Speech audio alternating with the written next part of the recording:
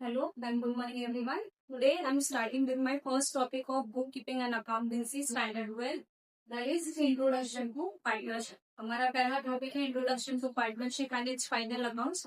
Before moving on to practical numericals हम पहले theoretical portion complete करते हैं, तो उसके बाद हम धीरे धीरे चलकर प्रैक्टिकल कवर करो. ठीक है. So what is partnership? ठीक है. पार्टनरशिप क्या होती है? जब हम कभी पार्टनर्स ये वर्ड सुनते हैं तो पार्टनर्स होने के लिए कम से कम कितने लोग चाहिए? Minimum 2 person are required, right? ठीक है. तो पार्टनरशिप क्या है? अब हम जब पार्टनरशिप की बात करेंगे तो हम बिजनेस के पॉइंट ऑफ व्यू से बात करें. तो partnership is basically relation between persons who are agreed to share profit of a business carried on by or by any one of them. ठीक है. ये बोल रहे हैं पार्टनरशिप दो या उससे ज्यादा लोगों के बीच का रिलेशन है जो एक साथ आकर बिजनेस कंडक्ट कर रहे हैं, इसलिए ताकि वो प्रॉफिट अर्न कर सके. ठीक है. और ये बिजनेस पार्टनरशिप में जब कंडक्ट किया जाए तो इट इज नॉट नेसेसरी कि जितने लोग पार्टनरशिप में एंटर हुए हैं वो सभी के सभी बिजनेस कंडक्ट नहीं.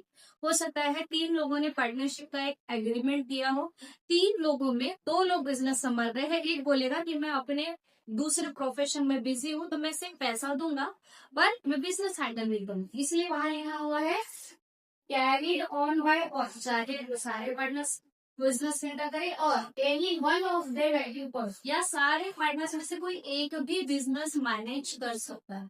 तो बेसिकली पार्टनरशिप एक रिलेशन है दो या उससे ज्यादा लोगों के बीच में जो मिलकर एक साथ आएंगे, कैपिटल कंट्रीब्यूट करेंगे और बिजनेस कंडक्ट करेंगे ताकि वो प्रॉफिट अर्न कर सके.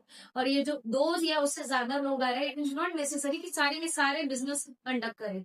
सारे के सारे चाहे तो कर सकते हैं, नहीं तो कोई एक पर्सन भी वो बिजनेस रन कर सकता है. पर कैपिटल कंट्रीब्यूशन कंपल्सरी उसमें हर एक पार्टनर का होगा. ठीक है. बढ़ते हैं फीचर्स की तरफ. Features of partnership form. First feature is agreement. What is agreement? See for example, आप और मैं बहुत अच्छे फ्रेंड्स हैं. ठीक है. मेरे दिमाग में बिजनेस का आइडिया तो है but I have limited time. I want someone कि जो मेरे साथ कैपिटल शेयर करे. Okay?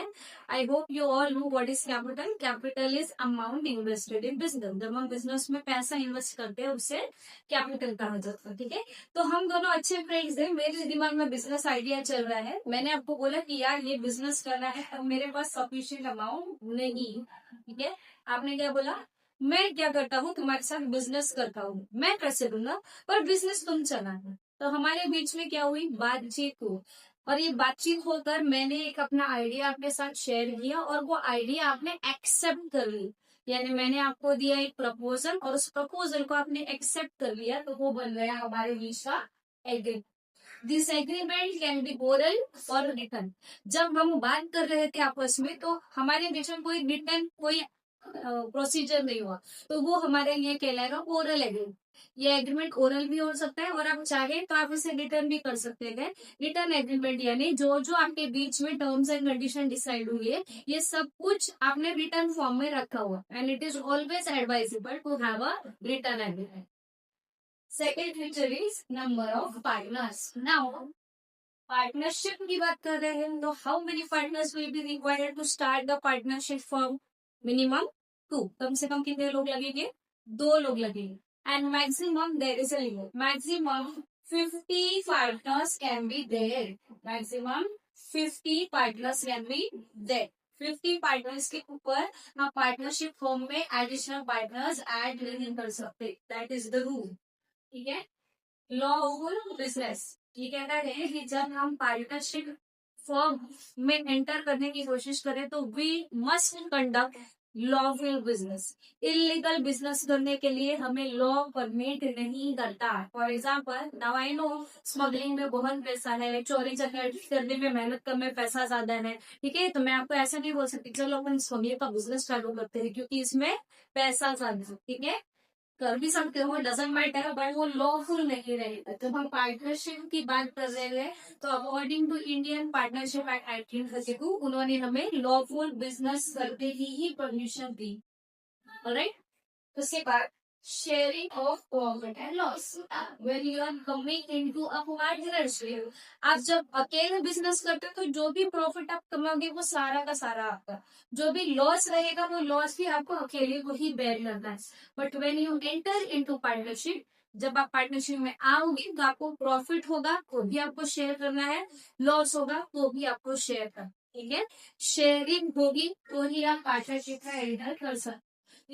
शेयरिंग और प्रॉफिट और लॉस, प्रॉफिट कितना शेयर करना है, लॉस कितना शेयर करना है, ये जब हम एग्रीमेंट कर रहे थे ये टर्म्स और कंडीशंस तभी डिसाइड कर ली जाएगी. इक्वल पार्टनर्स रहना है या किसी को 60% देना है, किसी को 20% देना है, किसी को 30% देना है, ये डिपेंड करेगा कितने नंबर ऑफ पार्टनर्स है हमारे और हम कितना कॉन्ट्रीब्यूशन कर रहे हैं बिजनेस में. ठीक है, अगर हमारे बीच में बिजनेस की सारी बातें हो गई बट हम प्रॉफिट के बारे में बात करने भूल गए कि कितना प्रॉफिट लेकर जाएंगे, in that scenario we will be considered as equal partners. तब हमें इक्वल पार्टनर कंसीडर किया जाएगा. आप कितना भी कैपिटल लेकर आओ that doesn't matter in case of absence of talking about sharing of profit and loss.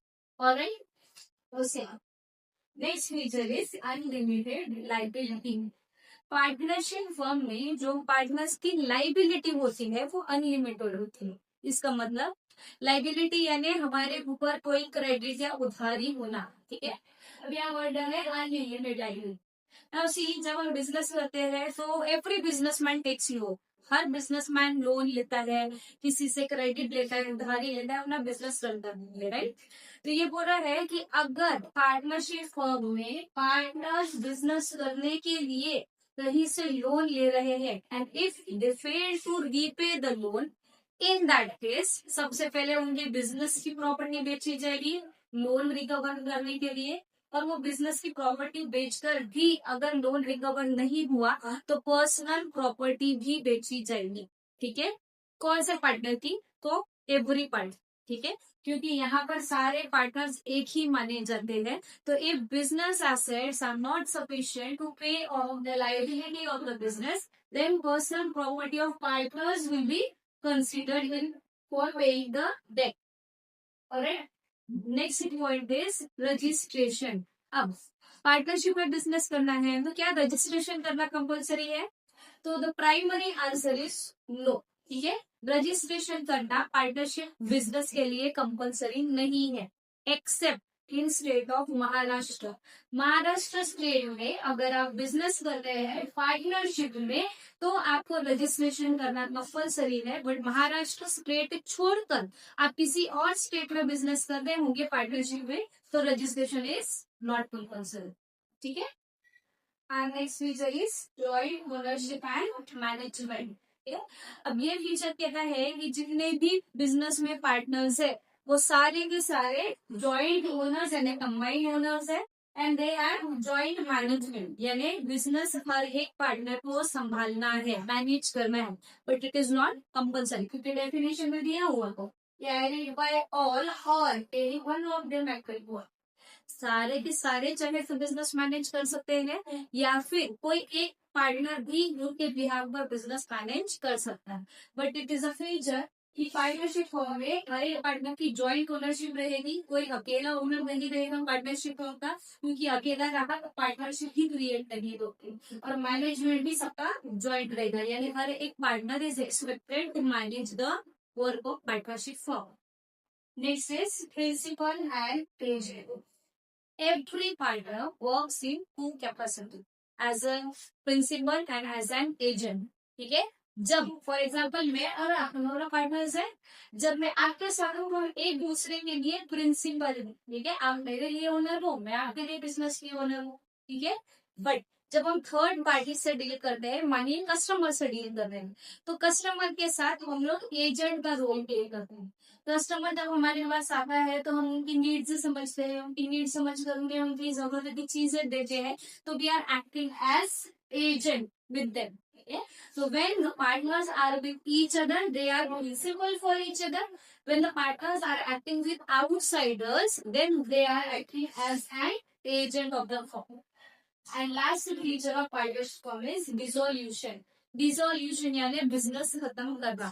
तो dissolution of partner is also very easy. ठीक है, कभी भी हम पार्टनरशिप फॉर्म डिसॉल्व कर सकते हैं। ठीक है, अगर लीगली आपको जाना है, सब कुछ अच्छा चल रहा है, बट आपको बिजनेस में नहीं रहना है, तो partner can serve 14 days return notice to rest of the partners. 14 days का आप नोटिस सर्व करो, पार्टनरशिप डिसॉल्व हो जाएगी। और in case of death, insolvency and insanity, a partnership firm gets automatically dissolved। ठीक है, अगर किसी पार्टनर की डेथ हो जाती है, कोई पार्टनर इंसॉल्वेंट हो जाता है, या कोई पार्टनर इनसेन हो जाता है, पागल हो जाता है, तो ऐसे सिनारियो में पार्टनरशिप फर्म ऑटोमेटिकली डिसॉल्व हो जाती है। ऐसा हमारे इंडियन पार्टनरशिप एक्ट 1932 में रूल दिया हुआ है। ठीक है, तो समझो 3 पार्टनर अगर थे, ए बी सी, और सी अगर एक्सपायर हो जाए तो पार्टनरशिप फर्म को डिसॉल्व माना जाएगा, खत्म माना जाएगा। तीनों में से कोई पार्टनर इंस्टॉलमेंट हो जाए, बैंक करप्ट हो जाए, वो फाइनेंशियली उसके पास कुछ नहीं बचा, तो भी पार्टनरशिप को डिसॉल्व माना जाएगा।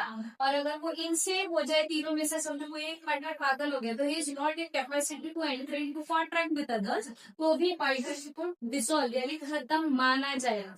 खत्म माना जाने का मतलब है कि पार्टनरशिप का बिजनेस बन गई होगा। जब पहले हम 3 पार्टनर्स थे, समझो कि में से एक की डेथ हो गई, तो पूरी पार्टनरशिप डिसॉल्व हो जाए।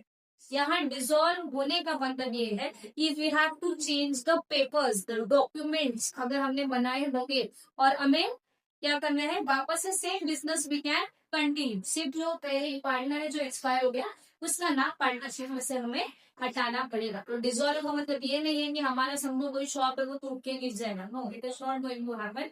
डिसोल्यूशन का मतलब है जो आपके पुराने पेपर्स है, डॉक्यूमेंट्स है in the name of your partnership firm, अब वो आपको कैंसिल करके न्यू डॉक्यूमेंटेशन करना पड़े, बिजनेस कंटिन्यू रहे। ठीक है, बट अगर इमेजिन कीजिए 2 ही पार्टनर्स थे और 2 पार्टनर में से एक की डेथ हो गई, तो इन दैट केस अकेले बचे और अकेले आप बिजनेस नहीं कर सकते, तो बिजनेस आपका डिसॉल्व भी माना जाएगा। So this was introduction of partnership and its feature. I hope you are now here with the topics. मिलते हैं आपसे नेक्स्ट वीडियो में। Thank you.